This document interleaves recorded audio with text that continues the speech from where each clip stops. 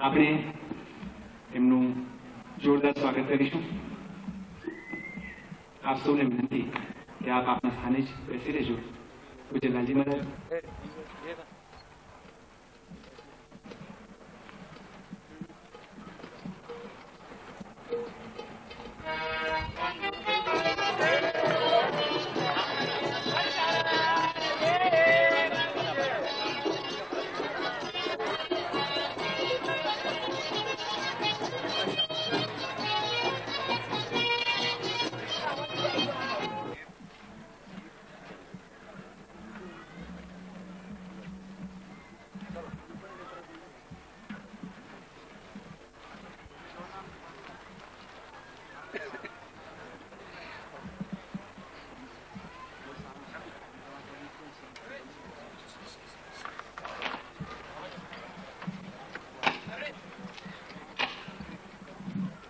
સભામાં ઉપસ્થિત સર્વે હરિભક્તોને દર્શી શ્રી અંતાણી સાહેબ।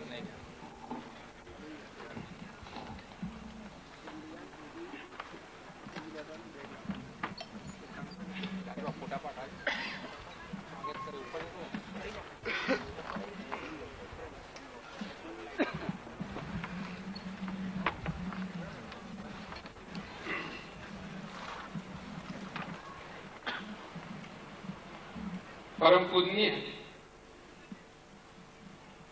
भावी आचार्य महाराज श्री 108 श्री कौशेन्द्र प्रसाद जी महाराज श्री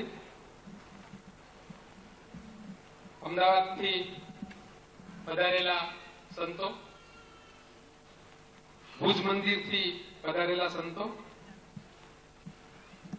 USA आदि स्थलोए थी पधारेला हरिभक्त। આજે આપની જે પૂર્ણિમા છે એ આપણા સૌને માટે એક ખાસ વિશેષ સંદેશ લઈને આવી હોય એવું લાગે છે। આપણા સૌનું સદભાગ્ય છે કે આજે પૂજ્ય ભાવી આચાર્ય મહારાજ શ્રી 108 શ્રી કૌશેન્દ્ર પ્રસાદજી મહારાજ શ્રી આપણી વચ્ચે ગાંધીનગર મંદિરમાં સૌ પ્રથમવાર ઉપસ્થિત થયા છે।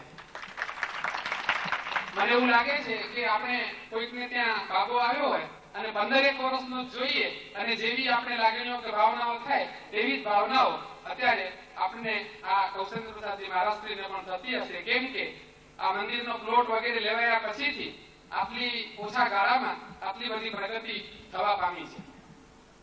પૂજ્ય કૌશેન્દ્ર પ્રસાદજી મહારાજશ્રી નાની વયથી જ સત્સંગમાં અતિશય જ્ઞાન દ્રષ્ટિ કેળવી રહ્યા છે અને આપણને એમણે અત્યાર સુધીમાં અનેક વાર પ્રતીતિ કરાવી આપી છે કે ભાવી આચાર્ય મહારાજશ્રી તરીકે પણ આપણને સત્સંગમાં એમના જ્ઞાનનો કેટલો બધો બહોળો લાભ મળી રહેવાનો છે।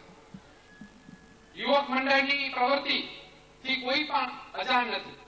તેઓ યુવક મંડળના પ્રમુખ તરીકે ઘણા સમયથી કામગીરી કરી સંભાળી રહ્યા છે અને સુંદર નેતૃત્વ પૂરું પાડી રહ્યા છે।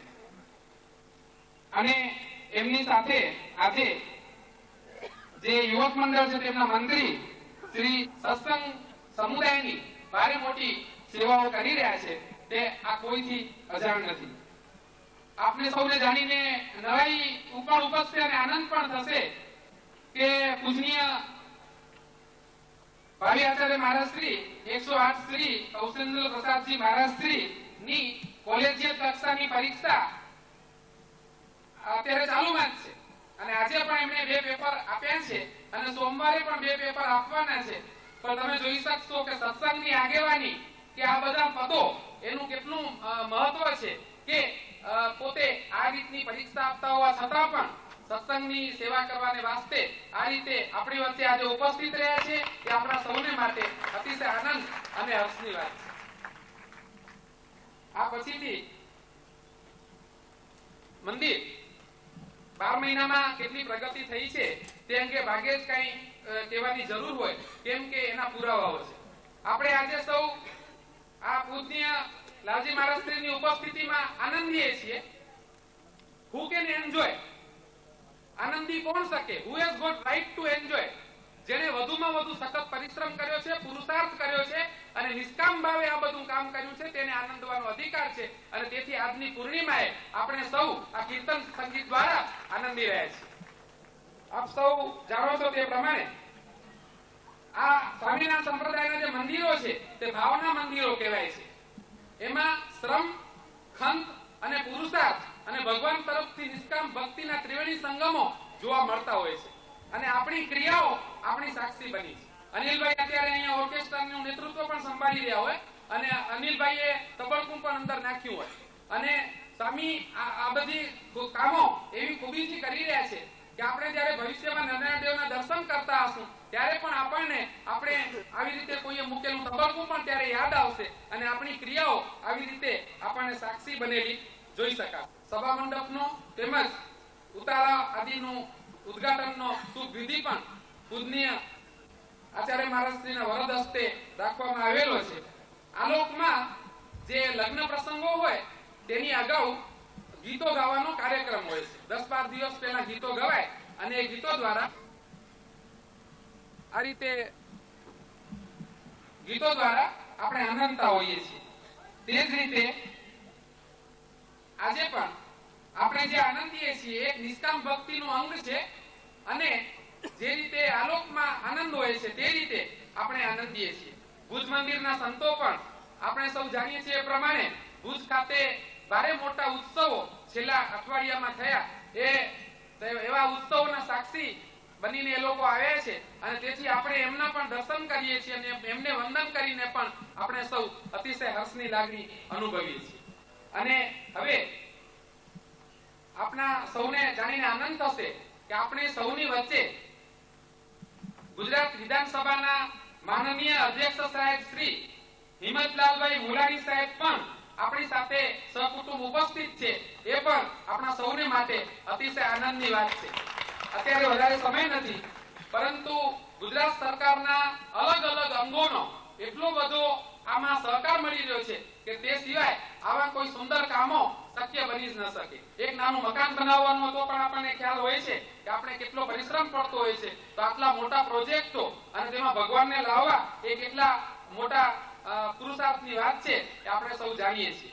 એક હરિભક્તે બહુ સારી વાત કરી. અનિલભાઈ વગેરે જે રીતે કાર્યક્રમ આપી રહ્યા છે વાસુદેવ મહાત્મ્યમાં આવે છે કે બદ્રીનારાયણમાં નારદજી જાય છે અને ત્યાં નરનારાયણના દર્શન કરવા જાય છે. ત્યાં નારદજીએ જોયું તો નરનારાયણમાંથી કોઈ ઉપસ્થિત નથી. તેથી એમણે કહ્યું કે નરનારાયણ કેમ દેખાતા નથી?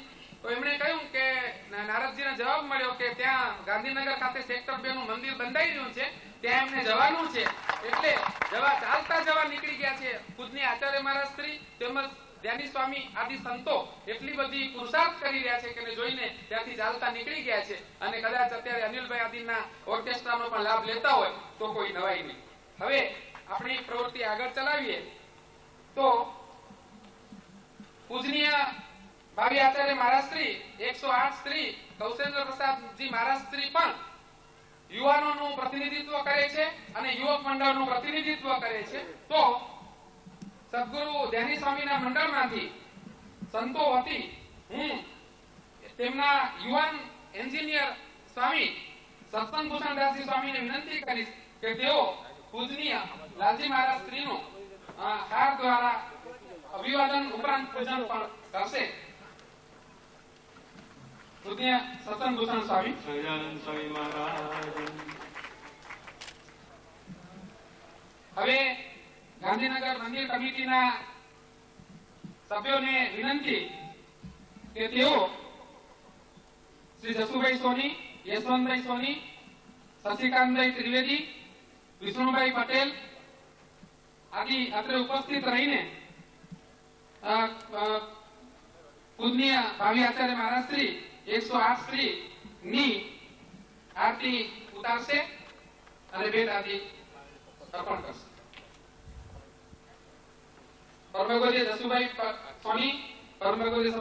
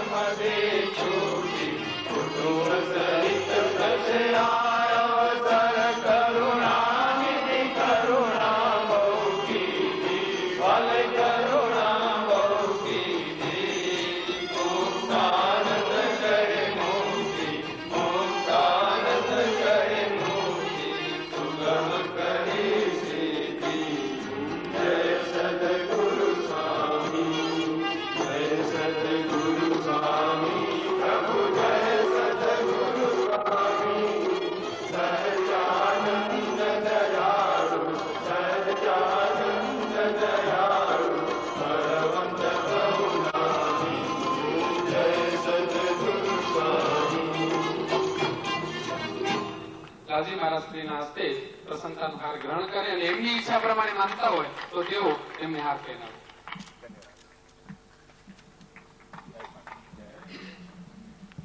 Thank you very much Himmatlalbhai Mulani સાહેબ, માનનીય અધ્યક્ષ શ્રી. હવે મંદિર નિર્માણ સમિતિના સભ્યો આજની ઘડી તે રહી અમને રોલ અને એમાં વાલાની સાથે આપણે લાલાને પણ વધાવવાના છે, પૂજ્ય લાલજી મહારાજને. કારણ કે સંતાણી સાહેબે કહ્યું તેમ તેઓ શ્રી પ્રથમ મહારાજ ગાંધીનગર મંદિરની મુલાકાતે પધારે છે.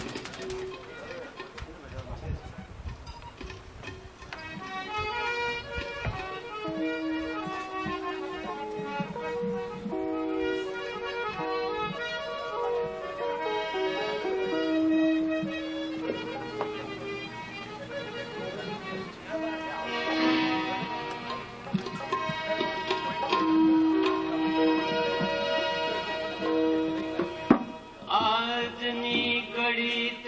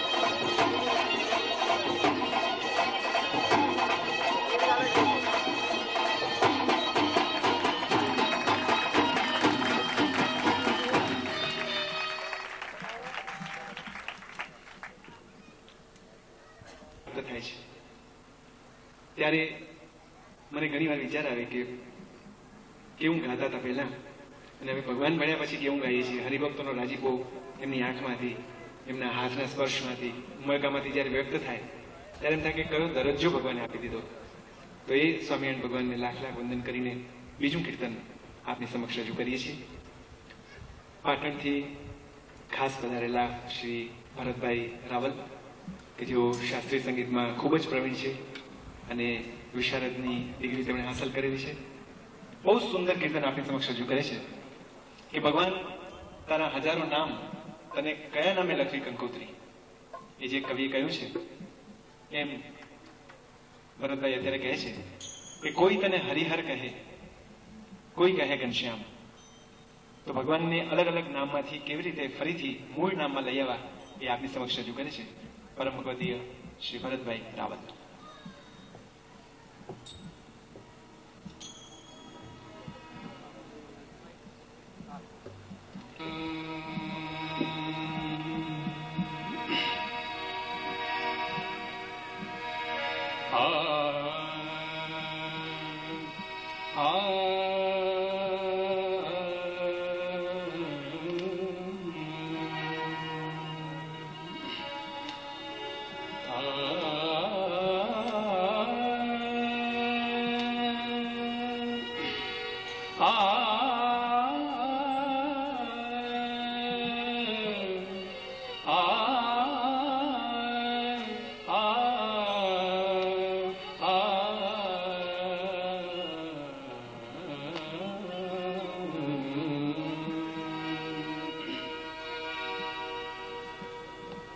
तने कोई हरिहर कहे ने कोई घनश्याम, कोई घनश्याम.